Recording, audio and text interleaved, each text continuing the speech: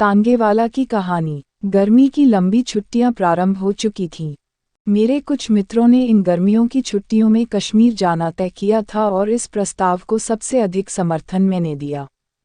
हम लोग जाने की पूरी तैयारी कर चुके थे कि अचानक यात्रा के 2 दिन पहले मेरे एक मित्र रामकृष्ण का एक आवश्यक पत्र आया। इस पत्र के अनुसार मुझे अपनी कश्मीर यात्रा स्थगित करनी पड़ी। मैं अपने मित्र से मिलने उसके गांव की ओर चल पड़ा। जिस स्टेशन पर उतरना था, गाड़ी वहां दोपहर 1 बजे पहुंची। चिलचिलाती धूप, लू की लपट और कच्ची सड़क की धूल, मेरा गांव तक जाने का साहस न हुआ। मैंने सोचा, शाम को जाना ही ठीक होगा। तांगे वाले कम थे और उतरने वाले और भी कम। तांगे वाले सवारी लेकर चल पड़े। खाली तांगे वाले भी चलने का उपक्रम कर रहे थे कि एक अच्छा सा तांगा घोड़ा देखकर उसे मैंने बुलाया। तांगे वाले ने आकर सलाम किया। मैंने कहा, देखो भाई, मुझे गांव जाना है, पर मैं अभी इस धूप में न जाऊंगा। शाम को 5 बजे के करीब जाऊंगा। तुम ठहरोगे? हाँ हुजूर, ठहरूंगा। किराया क्या होगा? हुजूर, जो आप खुशी से दे दें। खुशी की बात नहीं, रेट क्या है वह बतलाओ। 23 मील है ना हुजूर। आप दूसरों से पूछ लीजिए, 5 रुपये पूरे तांगे के होते हैं। फिर चाहे एक सवारी हो या 3, पर मैं तो इतना न दूंगा। इसलिए तो मैंने कहा कि आप खुशी से जो दे दीजिए हुजूर। मैं उसे कुछ पैसे देकर वेटिंग रूम में चला गया। कुछ सामान साथ रखकर गांव की ओर रवाना हुए। वैसे तांगे वाला कहता था कि 23 मील 2 घंटे में खुशी से ले जा सकता है, पर स्टेशन से आगे 2 मील के बाद ही कच्ची सड़क प्रारंभ हो जाती है, इसलिए देर लगेगी। मोटे साहब से हम 4 घंटे बाद गांव पहुंचेंगे। स्टेशन की सीमा पार करते ही किसानों के साफ सुथरे लिपे पुते छोटे छोटे घर और हरे भरे खेत बड़े ही सुहावने जान पड़े। 7 भी न बज पाए थे कि पूर्णचंद्र ने सहस्रों घड़े दूध पृथ्वी पर उण्डेल दिया। दिन की लू अब ठंडी हवा में परिवर्तित हो चुकी थी। हम इस सुहावने दृश्य को देखकर मैदान में पहुंचे। अब रास्ते में दोनों ओर खाली मैदान था। दूर पर एक आध पेड़ निर्जन में ऐसा खड़ा था जैसे किसी की प्रतीक्षा कर रहा हो। मैंने सोचा, चांदनी रात की वह आभा एक साथी के अभाव में उतनी सुखदायी न हो सकेगी जितनी होनी चाहिए। मैंने तांगे वाले से पूछा, जो धीरे धीरे कुछ गुनगुना रहा था, कितने मील आ चुके हैं हम लोग?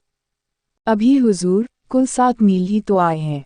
और फिर वह जरा जोर से गा उठा, हम फिर से वतन अपना स्वाधीन बना लेंगे। मैंने जरा सतर्क होकर तांगे वाले की ओर देखा। खद्दर का कुर्ता और गांधी टोपी उसके सिर पर थी। मैंने सोचा, इसीलिए तो यह स्वाधीनता के गीत गाता है। मैंने तांगे वाले से पूछा, कितने दिनों से तांगा हाँकते हो? तांगे वाले, हुजूर कोई 5 साल हुए। किसी की नौकरी करने से यह अच्छा है। तबीयत हुई जोता, न तबीयत हुई बैठे रहे। किसी की ताबेदारी नहीं, अपने मन का राज है। सामने चलकर नदी थी। नदी का पुल पार करते ही तांगे वाले ने तांगा रोक दिया। बोला, हुजूर, यहाँ जरा आराम कर लीजिए।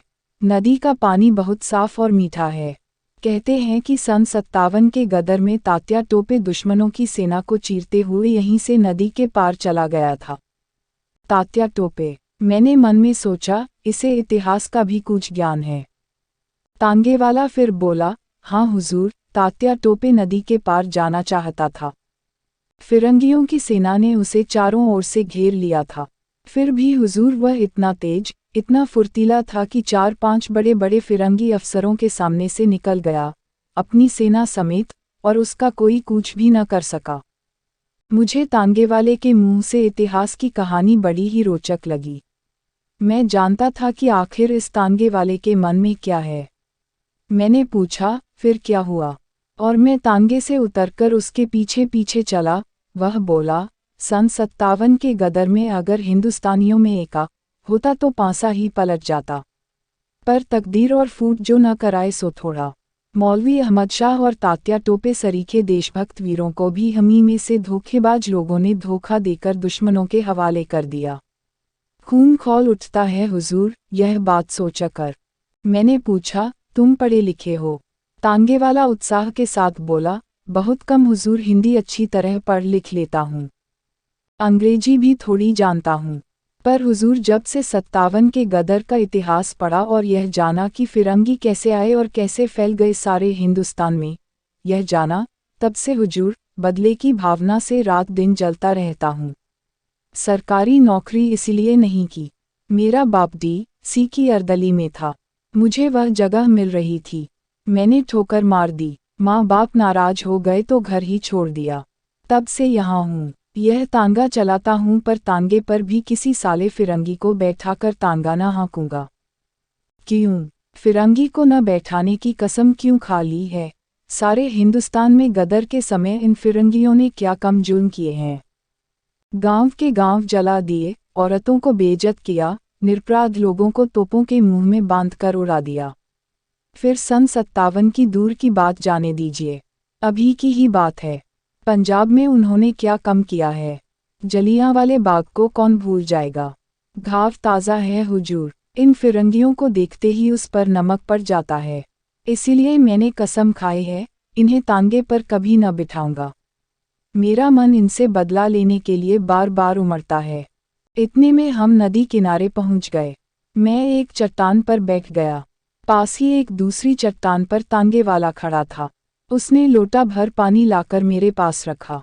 मैंने कहा, नहीं जी तांगे वाले, मैं तो नदी पर ही हाथ मुंह धोऊंगा। पर हाँ, तुम्हारे विचार तो क्रांतिकारियों जैसे हैं। तुम्हारा नाम क्या है? किसी क्रांतिकारी को जानते हो? मेरा नाम हुजूर रामदास है। किसी क्रांतिकारी को जानता नहीं। नाम सुने हैं, उन लोगों के जीवन चरित्र पढ़े हैं, पर उन लोगों में भी मुखबिर बनने वालों की कमी नहीं हुजूर, नहीं तो उन लोगों ने भी अब तक कुछ कर लिया होता। महात्मा गांधी के सत्याग्रह आंदोलन में भी बहुत दिनों तक शरीक रहा हूँ। 2 बार जेल भी हो आया हूँ हुजूर, पर तबीयत नहीं मानती। मेरे अंदर से तो जैसे कोई पुकार उठता है, गदर। सन 57 का सीन एक बार दोहराया जाए, इन फिरंगियों से कसकर बदला लिया जाए, तभी हमारा और हमारे देश का उद्धार होगा। मैंने कहा, हम निहत्थे कैसे बदला ले सकते हैं? रामदास, 57 की बात ही और थी। तब हमारे पास हथियार थे। अब तो हम लोग बिल्कुल पंगु कर दिए गए हैं हुजूर, यही तो बात है। तांगे वाला बोला, हमने जबान खोली और हमारे ही भाई बंधु हमें गिरफ्तार करने पहुँचे। हमारे ही में से हमें सजा सुनाने वाले आए। हमी में से हम पर पहरा रखने लगे। अगर ये ही सब एकमत होकर एक साथ काम करें, तो हुजूर हथियार उठाने का भी काम नहीं। हमारा स्वराज्य हमारी मुट्ठी में जानिए। लेकिन 10 अगर सच्चे जी से काम करने को तैयार रहें तो 20 धोखा देने को तैयार रहेंगे। अगर हिंदुस्तानियों में एका ही होता तो क्या मुट्ठी भर विदेशी हम पर शासन कर सकते? तांगे वाले ने एक दीर्घ सांस ली और हम दोनों उठकर नदी में हाथ मुंह धोने लगे। इसी समय बड़े ही करुण स्वर में किसी के गाने की आवाज आई। हम गरीबों का खुदा नींद में सोया होगा, हम गरीबों का। थोड़ी देर बाद जिधर से गाने की आवाज आई थी, उधर से बिलख बिलख कर रोने की आवाज आने लगी। मैं चौंक कर देखने लगा। तांगे वाले ने बतलाया, हुजूर यह एक पगली है। कभी कभी इधर दिख जाती है और अक्सर रात के समय गाती है। कभी रोती है, कभी हंसती है। कहते हैं, सन 57 के गदर के समय सम्राट बहादुर शाह को जब कैद किया था और उनके शाहजादों को मार डाला था, तब उनके महल में कुछ बेग में कीमती जेवर इत्यादि छीन लेने के बाद दर दर फिरने के लिए छोड़ दी गई थी। यह पगली उन्हीं में से कोई है। फटे कपड़े, पर इस गरीबी में भी हुजूर, उसकी चाल चितवन, बातचीत सब शाही ढंग का है। वह मामूली औरत नहीं जान पड़ती। मैंने तांगे वाले से कहा, तुम उस स्त्री को बुलायो, मैं उससे बात करूंगा। तांगे वाला बोला, वह किसी से नहीं बोलती हुजूर, न किसी की तरफ देखती है। कहाँ रहती है, क्या खाती पीती है, कोई नहीं जानता। कभी कभी यहीं नदी किनारे दिख जाती है।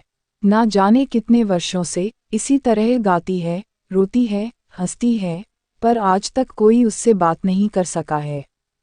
मैं आश्चर्य में था। खैर, खाना खाकर हाथ मुंह धोकर हम लोग फिर तांगे पर आए। तांगे वाला न जाने कितनी बातें मुझे बतला चला। शुरू में तांगे पर बैठकर मैंने एक साथी के अभाव का अनुभव किया था, किंतु ये 23 मील कब खत्म हो गए, मैं जान भी न पाया। गांव में पहुंचकर जब तांगे वाले ने मुझसे पूछा, यही गांव है, किसके मकान पर चलना है। तब मैंने जाना कि 23 मील की यात्रा